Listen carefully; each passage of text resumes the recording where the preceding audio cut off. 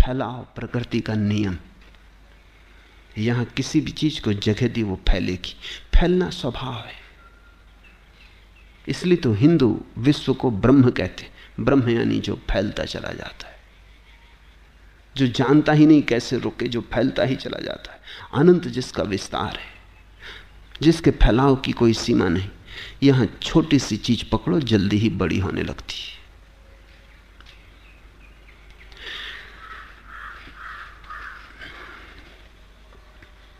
इन छोटी छोटी बातों के कारण तुम भटकते चले जाते हो। कभी कभी तुम्हें ख्याल भी नहीं होता तुम जरूरी काम से जा रहे थे। मां बीमार पड़ी थी और तुम उसके लिए दवा लेने जा रहे थे, और किसी आदमी ने रास्ते में गाली दे दी। भूल गए मां, भूल गए दवा, भूल गए इलाज, चिकित्सा। उससे झगड़ने खड़े हो गए। पहले इससे निपटारा कर लेना, चाहे इसमें मां मर जाए। लौट के घर आओ और पाओ कि मां जा चुकी, फिर चाहे पछताओ। लेकिन क्षुद्र भी, अति क्षुद्र भी, अति व्यर्थ भी जब आता है तुम्हारी आंखों में तो तुम्हें परिपूर्ण घेर लेता है। इसी तरह तो मंजिल खोती चली गई है। तुम बिल्कुल हवा की तरंगों में भटकते लकड़ी के टुकड़े हो। जहां हवा आ जाती है, जहां पानी की तरंग ले जाती है, वहीं चल पड़ते हो। तुम संयोगिक हो गए हो, एक्सीडेंटल। तुम्हारे जीवन में कोई दिशा नहीं है, कोई बढ़ाव, कोई विकास, कोई गंतव्य, कोई मंजिल। कहां तुम जा रहे हो, क्यों तुम जा रहे हो, कुछ भी नहीं है। आकस्मिक घटनाएं, दुर्घटनाएं तुम्हारे जीवन की निर्णायक हो गई। कुछ भी उठाता है जिससे तुम्हारी कोई संगति नहीं, तुम वो करने में लग जाते। मैं विश्वविद्यालय में भर्ती होने गया, तो मैं अपना फॉर्म भर रहा था। मेरे पास ही एक लड़का खड़ा था, वो भी भर्ती होने आया था। उसने मेरे फॉर्म में देखा, उसने कहा तो आप दर्शन शास्त्र ले रहे हैं, तो मैं भी लूंगा।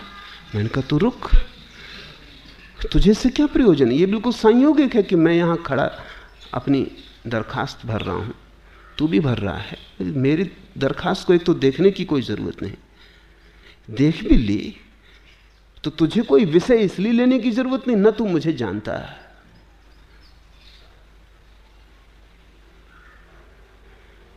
उसने कहा ये भी आप ठीक कहते हैं, मैंने ये सोचा ही नहीं। तुमने कभी जिंदगी में देखा इस तरह रोज हो रहा है। दुकान पे तुम गए थे, कुछ खरीदने गए थे, कुछ खरीद लाए, क्योंकि दुकानदार बड़ा कुशल था, उसने बेच दिया कुछ। दुकान पर गए थे, दुकानदार ने कुशलता भी ना की हो, लेकिन दुकान की खिड़की में सजी हुई चीजों में कुछ चीज जच गई जिसकी तुम्हें क्षण भर पहले तक कोई भी जरूरत न थी। क्षण भर तक पहले तुम्हें सपना भी ना आया था उसका, लेकिन बस आंख में पड़ गई, सरक गए तुम। शायद जरूरी काम छोड़ के जो तुम लेने गए थे कुछ और लेके आ जाओ। तुम जो लेने जाते हो वही लेके लौटते हो। पश्चिम में मनोविज्ञान इस पर बड़ी खोज करता है कि लोग क्या खरीदते, और उन्होंने बड़ी तरकीबें खोजी और बड़े हैरानी के निष्कर्ष हाथ लगे। एक उपन्यास बिकता नहीं था, छप गया और बिका नहीं। विशेषज्ञों से सलाह ली गई, उसने कहा इस किताब का नाम बदल दो, नाम ठीक नहीं, नाम खींचता नहीं। नाम बदल दिया, किताब बिकी, ऐसी बिकी, लाखों की प्रतियों में बिकी। साल भर से छपी पड़ी थी, कोई खरीदने वाला न था। किताब वही की वही, सिर्फ नाम बदलने से कुछ भी नहीं बदला है, एक शब्द भीतर नहीं बदला है, सिर्फ कवर खोल बदल गई और किताब बिकने लगी।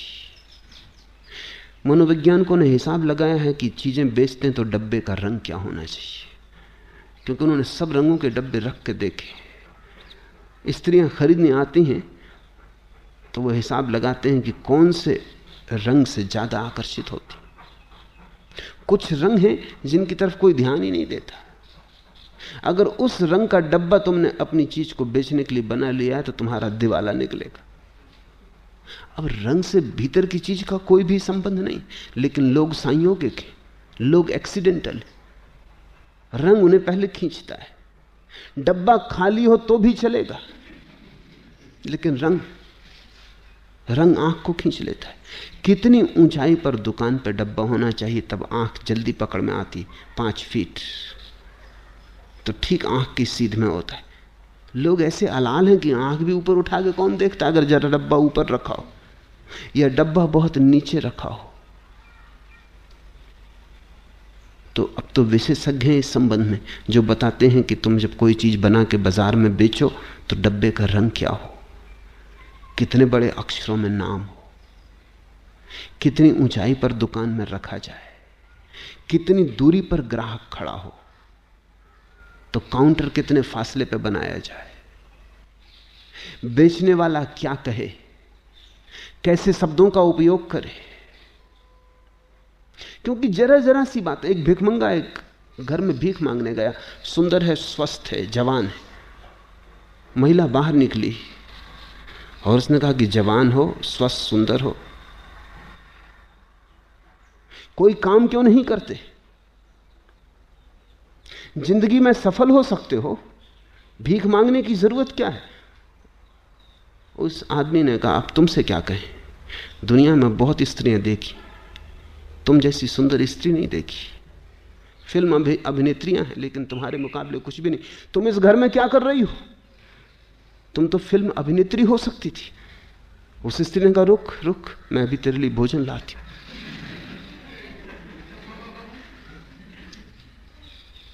भिखमंगे को भी समझना पड़ता है क्या कहे, किन शब्दों का उपयोग करे, क्योंकि लोग अंधे, लोगों को पता नहीं वो क्या कर रहे हैं, क्यों कर रहे हैं। तुमसे लोग करवा रहे हैं। तुमने सैकड़ों चीजें खरीद ली हैं जो बेचने वालों को बेचनी थी, तुम्हें खरीदनी नहीं थी। पुराने अर्थशास्त्र का नियम था कि जहां जहां मांग होती है वहां वहां पूर्ति होती है। नए अर्थशास्त्र का नियम है जहां जहां पूर्ति होती है वहां वहां मांग पैदा हो जाती। तुम चीज तो बनाओ, इसकी तुम फिक्र ही मत करो कि इसकी कोई मांग है या नहीं, मांग पैदा कर ली जाएगी। लोग पागल हैं।